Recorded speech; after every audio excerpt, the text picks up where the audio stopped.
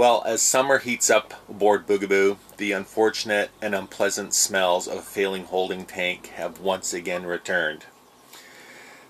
So, I'm back into the bilge.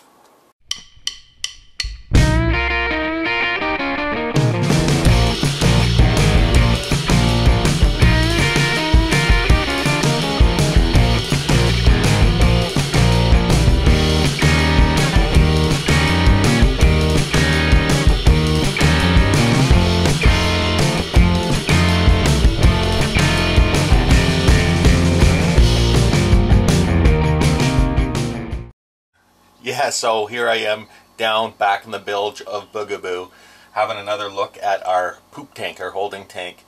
Now I know I had mentioned this in one or two prior videos, probably even some from last year, that when we initially bought the boat and I had a look down here, I noticed that the holding tank for the poop tank had done the same, had suffered the same fate as our last boat, whereby it has oil canned. Now that is as a result of too much vacuum when a pump out is getting done. At some point, either the vent has been clogged. I know that we had this on our 26-foot boat when I actually installed a holding tank on that. So yes, this is going to be my third go at putting a new holding tank in one of our boats, so bear with me.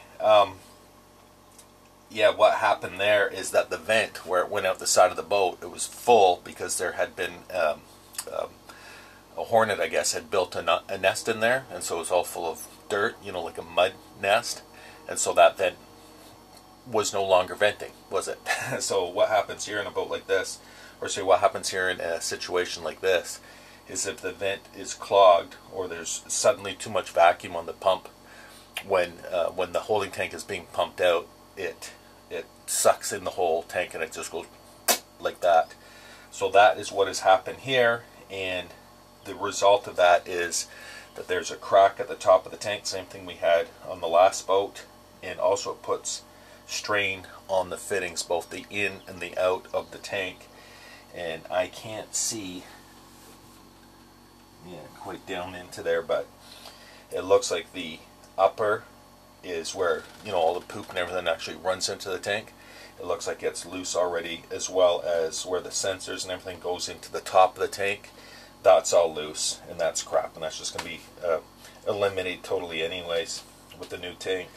So here we are. Here is the tank. Like I say, you can see where it has suctioned in a little bit, and you know, so it's kind of imploded in on itself, and so there's a crack here. That upper piece, which is removable, that's just to allow access to the gauge, which is useless and it's failed years ago probably. If you refer back to one of my videos from last year, and I'm going to leave a link to that video in the description, where I installed this this gauge, this holding tank monitor gauge, which has no moving parts and it works brilliantly. I had the same thing on the last boat. So I'll be removing that and then replacing the tank. Now the only issue with doing that is the same as the last boat. It'll be difficult to get that tank out. So what's going to have to happen is the boat is going to have to be actually hauled out of the water, because I'm going to have to remove part of the exhaust. So from this riser back, and probably take that crossover out as well. Now this boat has the patented underwater sea ray exhaust, so that runs down below the hull. So I'm going to have to remove all this to get that tank out, and of course put the new one in, which means I'm going to have the boat hauled out, because otherwise we're going to have a 4-inch hole straight into the bottom, into the lake, so that would be counterproductive. And while I'm in here, I'm going to, you know, I'll have access, better access in here to do some cleaning and such.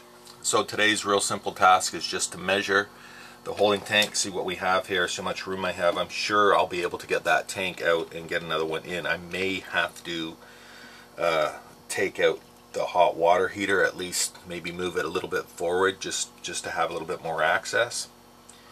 But that's also going to allow me to do some cleaning down in here as well, and do a thorough cleaning in this back quadrant. But you can see where it's failing. That's where that stink is starting to emanate through, and the warmer it gets. We were here on what was it, Monday night I think it was, yeah, and we took the boat out for a ride and it was beautiful, but it was a dead calm wind still day. so there was no air movement, and with the boat all zipped, all the canvas zipped up and whatnot, it was kind of stinky. So it's time. So I'm gonna have to, like I said, order that tank and then just arrange to get some time to do the job. Now while I'm down here and I got the hatch open, I'm just going to point out something that came to mind when a viewer, JC, John, mentioned to me, or had left a comment and said, how do we open the hatch if the power fails on the boat, if the battery's dead or whatnot? And I replied to him, I said, well, we have access to 2 of the batteries right here. They're just under the seat. And I said, well, you know, I could always charge the batteries or get a boost or whatnot to open this.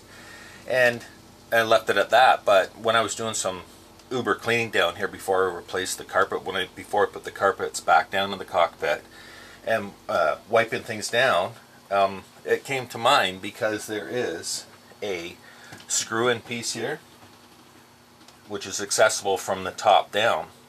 And so I went, ding, a light bulb went off. Thank you, John, for making me think about that. And so all one would have to do, if the hatch was down and the power failed or the motor went on this ram, this just unscrews from the top down, and one reaches down inside, and there is a clevis pin right here. And so you would just pull that out. Of course the hatch would be down, so there'd be no pressure on here. You just pull that pin out, and then one could manually lift this big heavy hatch. Now it would be a bit of a brute of a job to do, but still it is doable. So again, thanks John for making me think about that. And now you guys know how to access that. Okay, so that is it from our semi-stinky bilge. Look forward to that. Another holding tank replacement project.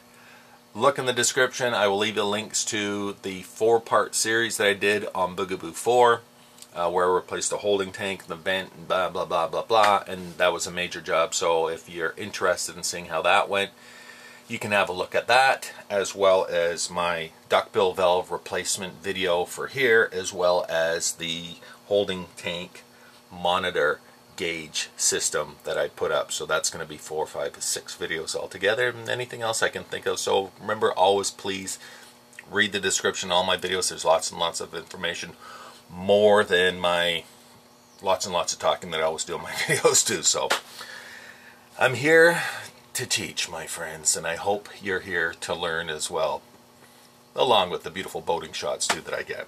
But remember, keep in mind, this is all part of boating. We can't do the boating unless we have the systems going to our liking, and my liking, and to the comfort level that both Anchor Girl and I expect. So that's it for now. Happy boating. Cheers. Thanks for watching. If you haven't already, please subscribe so you don't miss any of the new videos coming out. And don't forget to follow us on Facebook, Twitter, and Instagram. Daily updates there, and always lively conversation on Facebook, so you don't want to miss it. And you can also follow us at boatsbeachesandbars.com, where you're going to find even more links to all sorts of neat things, including our online store. And you'll find all the links to everything mentioned up here, down there in the description. So you'll have no excuse not to follow along.